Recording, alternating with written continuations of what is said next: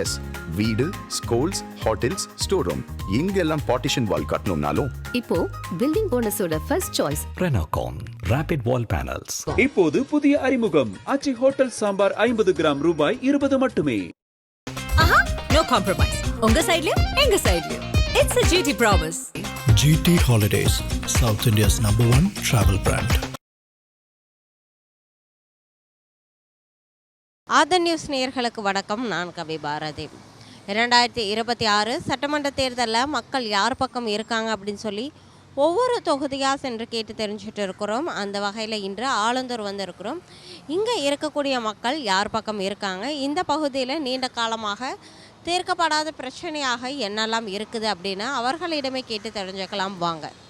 அடுத்து வரப்போகிற தேர்தலில் யார் வந்து நல்லா இருக்கலாம்? கருணாநிதி கட்சி தான். எதனால? எங்களுக்கு வந்து எல்லாருக்கும் மக்களுக்கு நல்லது செய்கிறாங்க, அதனால் எங்களுக்கு அவங்க தான். விஜயெல்லாம் வந்திருக்காங்களே, அவங்களாம் வர வாய்ப்பு இருக்கா? அவங்களாம் எப்படின்னு தெரியாது. அந்த காலத்துலேருந்து இவங்க தான் எல்லாமே செய்கிறாங்க. என்னை பொறுத்த வரைக்கும் அவங்க தான். திராவிட முன்னேற்ற கழகம் தான் வரகிறது வாய்ப்பு இருக்குது. அவங்க நல்லா தான் பண்ணுறாங்க. ஜிடிபி எல்லாமே தமிழ்நாட்டில் உயர்ந்து இருக்குது. அவங்களுடைய வருமானம் இன்னும் தமிழ்நாடு வருமானமும் இன்க்ரீஸ் ஆகிருக்குது. மக்களும் வந்து முக்கியமாக வீட்டுக்கு ஏதாவது ஒரு லேடிஸுக்கு ஒரு மகளிருக்கு ஏதாவது ஒரு திட்டம் வந்துக்கிட்டே தான் இருக்குது. மகளிருக்கு குறிப்பாக அந்த 1000 ரூபா திட்டமும் பஸ்ஸில் விடியல் பேருந்தும் அருமையாக இருக்குது. மக்கள் வந்து நல்லா தான் இருக்கிறாங்க. தேவையில்லாமல் தான் இந்த எதிர்கட்சிகளில் வந்து எதாவது சொல்லிட்டு வரணும். அவங்களால வர முடியாது. திராவிட முன்னேற்ற கழகம் தான் திரும்பி வர முடியும். சட்டமன்ற தேர்தலில் ஸ்டாலின் தான் இவங்க பண்ணுற குழப்பத்தில் எல்லாமே அப்படி தான் இருக்குது. அவங்க இதில் அடி பிரச்சனை ஜனதா கூட முக்கியமாக சேர்ந்ததுனால இவங்களுக்கு வாய்ப்பு கிடையாது. இபிஎஸ்க்கெல்லாம் ஸ்டாலினுக்கு தான் வாய்ப்பு. எடப்பாடியார் ஆட்சி தான் வரும். இல்லை, ஏற்கனவே இருந்த டைமில் அவர் வந்து பண்ண இது வந்து நல்லா பண்ணியிருந்தார். இப்போ பார்த்திங்கன்னா திமுக ஆட்சியில் மக்கள் பிரச்சனை நிறைய இருக்குது, அது இல்லாமல் இருந்தது. அதனால் எடப்பாடியாருக்கு நல்ல வாய்ப்பு இருக்குது.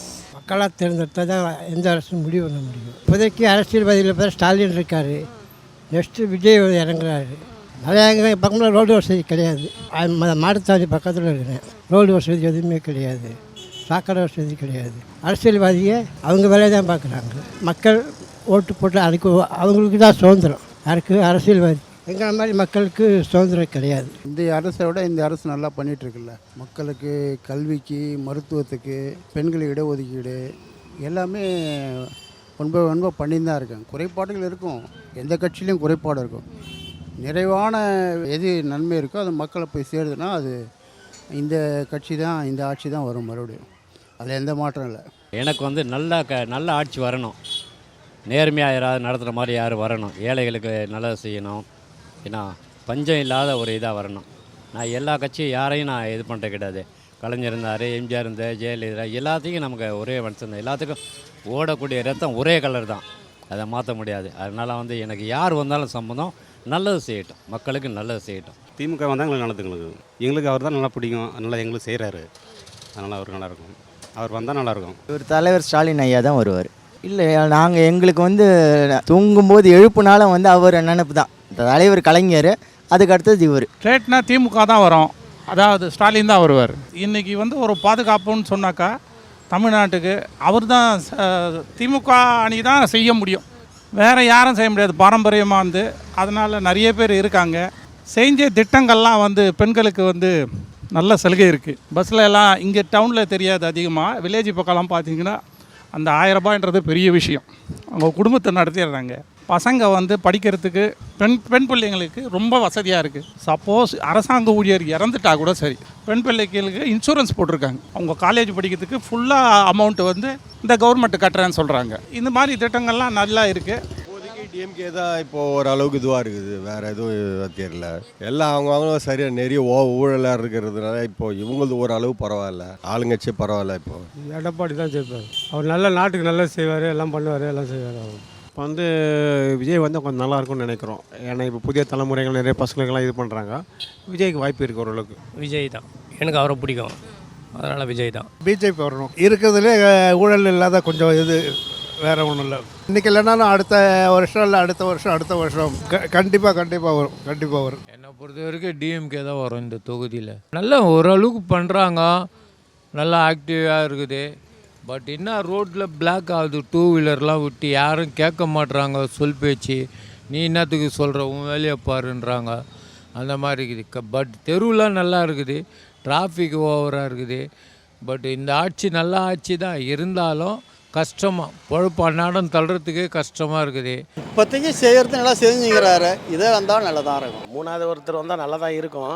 ஆனால் இருந்தாலும் இப்போ இருக்கிற கட்சி இவ்வளோ நாள் இருந்து பண்ணின்னு இருக்காங்க, அதுவே நல்லாயிருக்கும்னு நினைக்கிறேன். ஏன்னா இவங்க புதுசாக வந்து அதை வந்து திருப்பி அவங்க அந்த லைனில் போய் அதை கொண்டு வந்து அதை கொண்டு வர்றதுக்குள்ளேயே இன்னும் அவங்க அனுபவப்படணும். இன்னும் ஒரு ஃபஸ்ட் எலெக்ஷன் வந்து அதில் வந்து ஒரு எம்எல்ஏ, ஒரு எம்பியோ, ஒரு இது மினிஸ்டரோ ஒரு லெவலில் வந்து இல்லை எதிர்கட்சி தலைவரை கூட வரலாம். அப்படி வந்து ஒரு கொஞ்சம் அனுபவம் வந்த பிறகு வரலாம். ஆனால் இப்போதைக்கு இருக்கிறத பார்த்திங்கன்னா நமக்கு உதயசூரியன் நல்லா தான் இருக்கும். எனக்கு வந்து அம்மா தான் எனக்கு பிடிக்கும். எப்போவுமே வந்து 10 வருஷமாக 20 வருஷமாக நான் எனக்கு எப்போ ஓட்டு உரிமை இருக்குதோ அப்போலேருந்து அந்த அம்மாவுக்கு தான் போட்டுனுக்கிறேன்.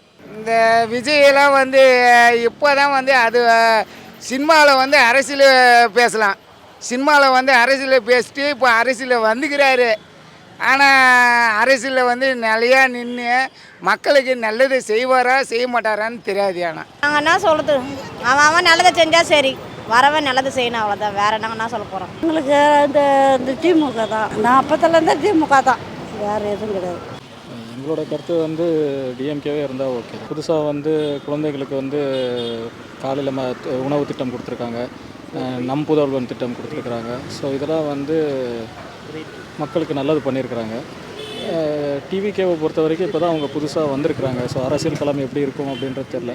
ஸோ இந்த எலெக்ஷன் பார்த்து நம்ம ஏடிஎம்கே தான் வரணும். சிறப்பாக செய்கிறாங்க, எல்லா வகையிலையும் நல்லா பண்ணுறாங்க. விஜய் சார் வந்தால் கொஞ்சம் நல்லா இருக்கும்னு எதிர்பார்க்குறோம். ஏன்னா ரசிகர்களாக சொல்லலை, பொதுமக்களுக்கு ஒரு பிரச்சனைன்னா முன்னாடி வரத்துக்கு இப்போ ரொம்ப ஹெல்ப் பண்ணிகிட்ருக்காரு. படிக்கிறவங்களுக்குலாம் ஹெல்ப் பண்ணுறாரு.